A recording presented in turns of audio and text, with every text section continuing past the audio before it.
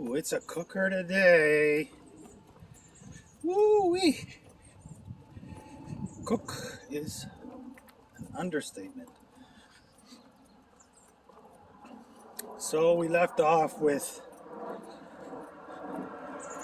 the beginning of my relationship with Jenny, and then so my relationship with Chrissy collapsed. She left the relationship, taking my best friend along with her, or the other way around, my best friend leaving the friendship and seizing my relationship because through the difficulties that her and I were having. It's more like it. Anyway, so I came back to Jenny and I told her, good news, babe, good news. Hey, I'm single. We can have a relationship now. And her response, now in retrospect, I see, I didn't know anything yet about personality, about psychology, psychotherapeutic and models, grief. I didn't really. I was still, I was an old man already by this time and still knew very little. What I did have at that time was I had begun my journey out of darkness into light.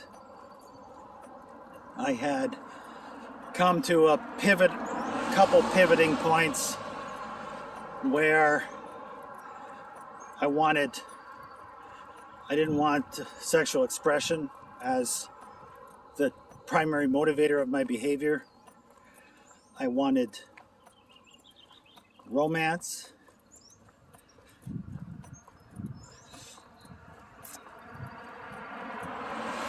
Yeah.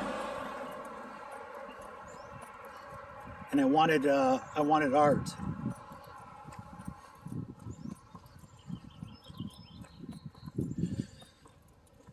And that is what was flourishing. That's what was beginning to flourish. Now that just continued to pick up steam for the next, 7 years, 6 years. Just incredible fountain of poetic and spiritual expression, which now looking back it really is the coup de grace of everything that I have struggled toward and suffered for and blah blah blah.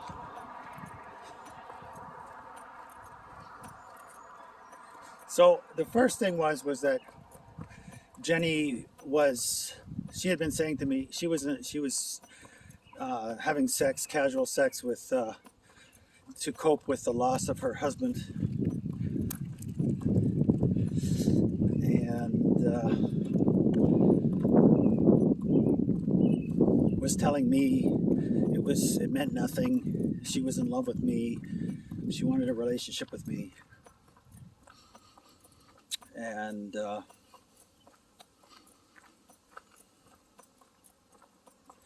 I was all about that. So, but as soon as I was free, as soon as I was able to make myself available to her, the gears quickly went into reverse, and she wasn't leaving this guy. So after several months of this, oh, that bag is flipping, isn't it? Stupid freaking bag. After several months of this, it came to a head. This was my first error in understanding her, and reading nonverbal cues, ignoring nonverbal cues because I was on a mission. I had my own agenda that was pushing me forward, and rather than being flexible and meeting her, learning about her and where she was at, and meeting her where she was at, I was trying to fit her into a preconceived pattern that I had internally decided upon. So at this point, it came to a head, and I was obviously very anxious about what was going on, and I eventually said to her, look, like, you've told me that you love me, and yet you continue to sleep with this guy. Like, you've got to make a choice. And at which point she said, I realized that I love Arthur. I love Arthur. And at this point, what I should have done was I should have just understood her and where she was at. There was, other than words exchanged between the two of us in a brief plane flight, there was nothing exchanged between the two of us, and she had every reason, just cause, to step back and to reflect. But I didn't see it that way at the time. What I should have done was say, oh, geez, okay, of course. And then step back and adjusted the distance, adjusted the expectation, and met her where she was at. I could have easily have eventually won her over, and if not, then I would have had made a lifelong friend. Didn't do that. Instead, I told her and forced her to pick. It was some kind of emotional outburst, I'm sure, and said, look, you can pick. I'm not doing this. This is totally wrong. You said certain things. I believe certain things, and now you're telling me that you've lied to me. It's just a totally unrighteous thing to do on my part. And forced her to get rid of this relationship. I mean, at least forced her to stop telling me about it. So, and she chose to continue on with me, which only emboldened me in the worst possible way, because this erroneous belief that I had picked up somewhere, that love is a demand. Yeah. So things smoothed out, and I think the next thing was Christmas. So we were gonna spend Christmas together, and she was gonna fly up and spend Christmas with me, and everything was planned. And there was a minister staying at her house, and I believe he was gay, and I had said something to the effect of, oh, okay, well, so I was swinging from one extreme to another. So I had, my own lifestyle had been so decadent, sexually decadent, that I was swinging in the opposite direction. The pendulum was swinging in the opposite direction at the time.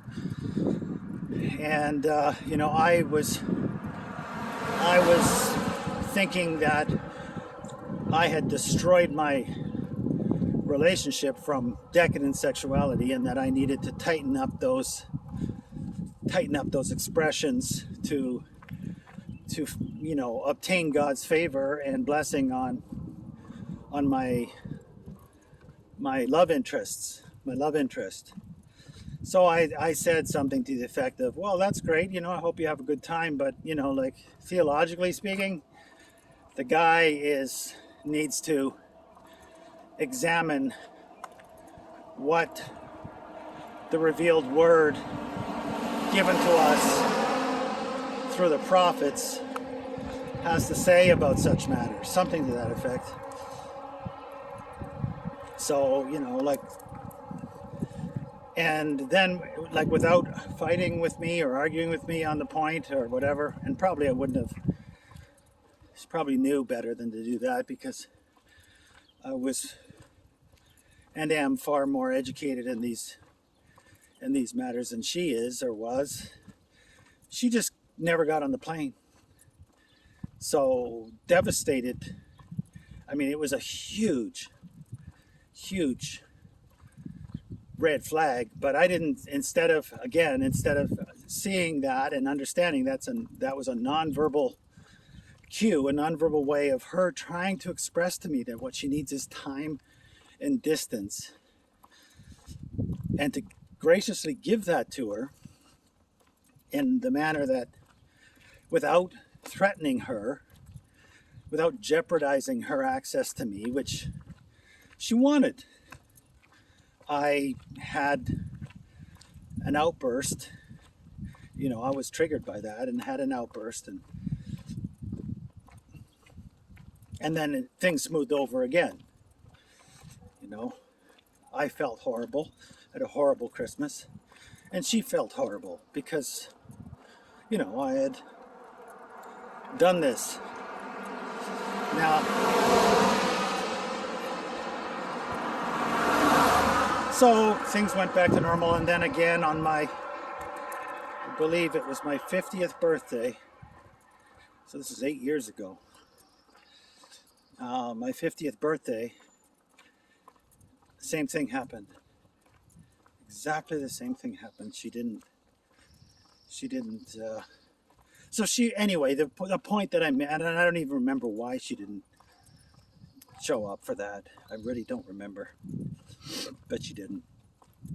So, being very hurtful, but if I had have been in a place of maturity and love, I would have understood that, I would have been able to interpret her behavior in a benevolent manner and given her the space that she was asking for, because that's really what she was asking for. Is, I need time, I need space, and for whatever she was dealing with, which was the grief of her husband and the confusion that that was creating in her, the pain that she was trying to avoid by being, distracting herself with, ongoing relationship with me. I would have been able to have been gracious and won my heart's desire. As it was, instead I reacted and had some kind of emotional outburst, which, temporarily made it better, but in the long run sealed my fate.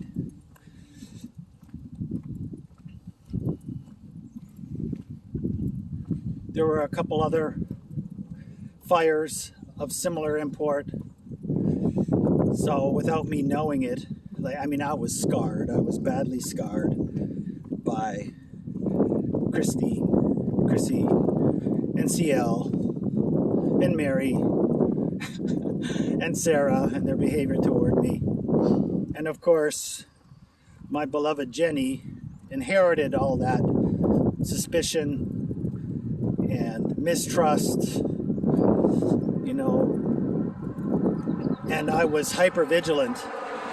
I myself was hyper vigilant. Well, obviously, just by, I was ignorant.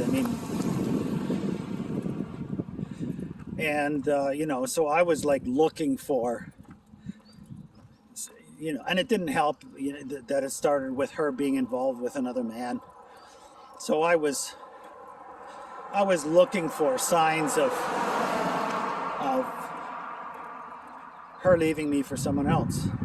And you know what? Guess what? Guess what I found? I found signs that she was leaving me for some. It's just so stupid. Like she'd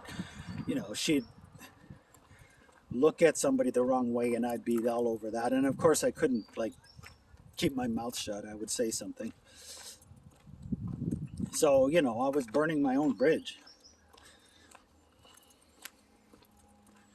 There were several incidents, and each time she would find me out. She would sound me out, and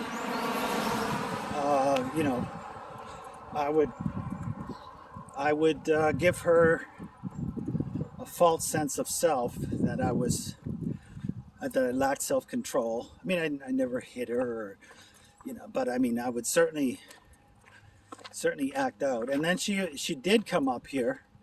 Eventually, she moved up here, even though there were signs all along the way that she wasn't committed. She was only half-hearted. Even though she moved all the way across the country to be close to me, there were so many signs that she was not ready to commit. But I just saw what I wanted to see and either ignored the things that I didn't want to see, or raged against those things that I did see that I didn't want to see. And eventually she had forced her to choose, actually, again. So ironically, forced her to choose, and this time she did choose in her integrity. She chose to be alone. At least she chose to, I don't know where she went, but she chose to abandon the playing field with me, understanding that my needs were beyond her ability to provide. The first time she was here, she spent 3 days with me, and then left and went and spent 10 days with her friend, which was, like I couldn't help but at the time but compare her involvement with her friend over her involvement with me, and that I was really angry about that, and let her know in no uncertain terms how angry I was, which now looking back is, like she was in transition, and I wasn't willing or able to put a positive spin and take the long view because of what I had suffered and endured. I still was under this erroneous belief that love is a demand, right? And so there were things like that, and then she moved just south of the border.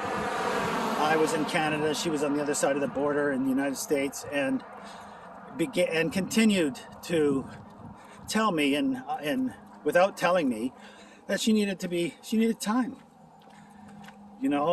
Like she wanted, I had an apartment that she could come and stay in, and then she was telling me, like, well, I just want to get an apartment, like where, just for me, like a house in somebody's home. And I was like, again, so you want me to provide you with a place to come and visit me, but you don't want me to come and visit you. So it was things like that, right? Things like that. So now, looking at it, I would be able to go, oh, right. Now I would have said, well, of course, whatever it is that you need to do whatever it is you need to do, wherever you're at, you need to be where you're at, with whom you want to be with, and I will adjust myself according to the words that you speak, the actions that you express. I will adjust and accommodate. I will, right? Like, I will adjust the interpretation, the expectation, the vision that I have in relation to you accordingly, so that you can be free to express yourself. You can be free to be in, the life situation that you feel is right for yourself at any given time. Like, the fact that I didn't know any of this, it sealed the deal, right? So there were several outbursts like that until one day she just disappeared. Just disappeared without, ghosted me without any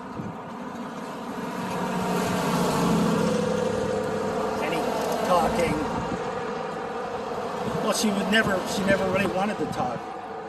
She really was never at that place where she valued that with me, and I did. So our expectations were very, very different, and I didn't know any better. I do now, of course, but okay.